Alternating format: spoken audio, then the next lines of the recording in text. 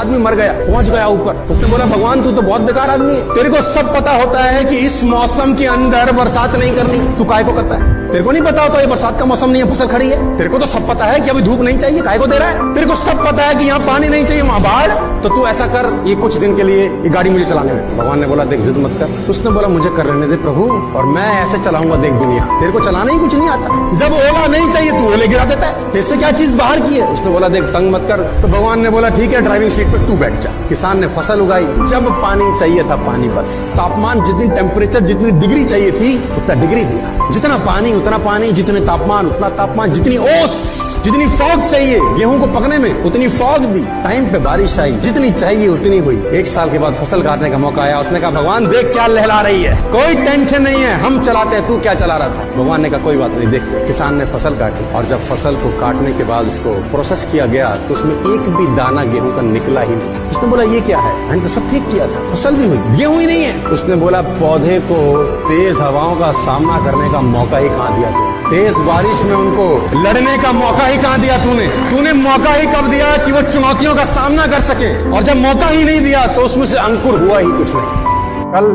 दुनिया में कभी किसी का आता नहीं है, जिंदगी आगे जानी चाहिए पीछे नहीं। एक आदमी स्टेशन के ऊपर गाड़ी का इंतजार कर रहा है, गाड़ी लेट, स्टेशन मास्टर के पास जाके पूछता है गाड़ी कब आए? बोला आधा घंटा लेट। तो चुपचाप जाके बैठ जा। दोबारा बोला भाई साहब आधा घंटा हो गया, गाड़ी कब आएगी? बोला अब आधा घंटा और लेट। फिर जाके बैठ गए, फिर आया भाई साहब गाड़ी कब आएगी? बोला 1 घंटा लेट। उसने बोला गाड़ी क्या पीछे की ओर जा रही है, ये बार बार लेट क्यों हो रही है? और जब गाड़ी को लेट ही होना होता है तो टाइम टेबल क्यों बनाते हो? तो स्टेशन मास्टर बोला टाइम टेबल नहीं बनाएंगे तो पता कैसे चलेगा कौन सी गाड़ी कितनी लेट है? उसने बोला हाँ ये बात है जक्स, अब मैं परेशान नहीं कर। अब वो बैठे और बीच बीच में हंसे, और हंसदे हाथ से कुछ ऐसे झटक दे। स्टेशन मास्टर ने देखा साला ये कर क्या रहा है? स्टेशन मास्टर कहे भाई साहब आप क्या कर रहे हैं? अपने आप को चुटकुले सुना रहे हैं। बोले चुटकुले सुना रहे हो ये भी ठीक है, ये ऐसे हाथ से क्या झटक? बोले जो चुटकुले मैं पहले सुन चुका हूँ उनको हटा देता हूँ, हटो साइड हटो। तुम्हारी गाड़ी लेट नहीं होनी चाहिए, दुनिया की हो जाए तो।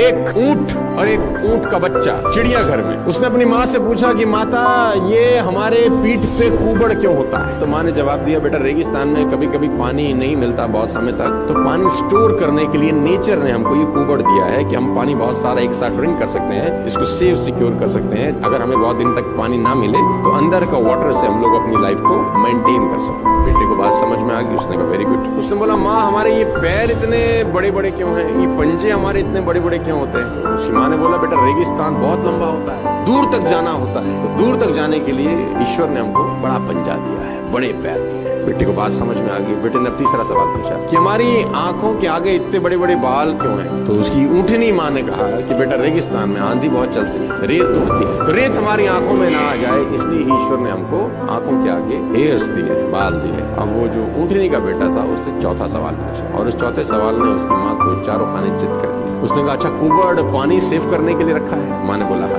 पैर इसलिए कि रेगिस्तान में दूर तक जा सके? माँ ने बोला हाँ। आंखों के ऊपर बाल इसलिए कि आंखों में धूल ना आए, रेत ना आए? माँ ने बोला हाँ। तो फिर इस वक्त हम चिड़ियाघर में क्या कर रहे हैं? आपके पास कितनी भी क्वालिटीज क्यों ना हो, अगर आप राइट जगह पर नहीं है तो आप लकी नहीं है। What is luck?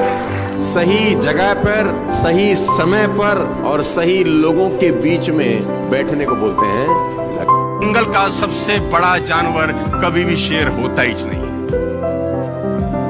सबसे बड़ा जानवर कौन होता है? लंबाई में जिराफ, राइट? बड़े में शायद हाथी।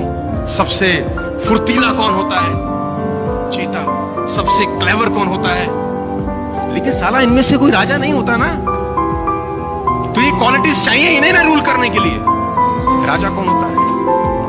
उसमें ऐसी कोई क्वालिटी नहीं है, ना ऊंचा है, ना भारी है, ना फुर्तीला है, ना क्लेवर है। उसमें एक आदत है जो किसी में नहीं है, उसमें एक अदा है जो किसी में नहीं है, उसमें क्वालिटी है जो किसी में नहीं है। इसका साले का बिलीफ सिस्टम बड़ा गजब है।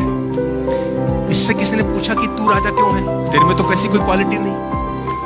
क्या बोलता है? बोला मुझे लगता है मैं राजा हूं इसलिए मैं राजा हूं। मुझे लगता है मैं राजा हूं। अब इस बिलीफ सिस्टम से होता क्या है? Attitude change.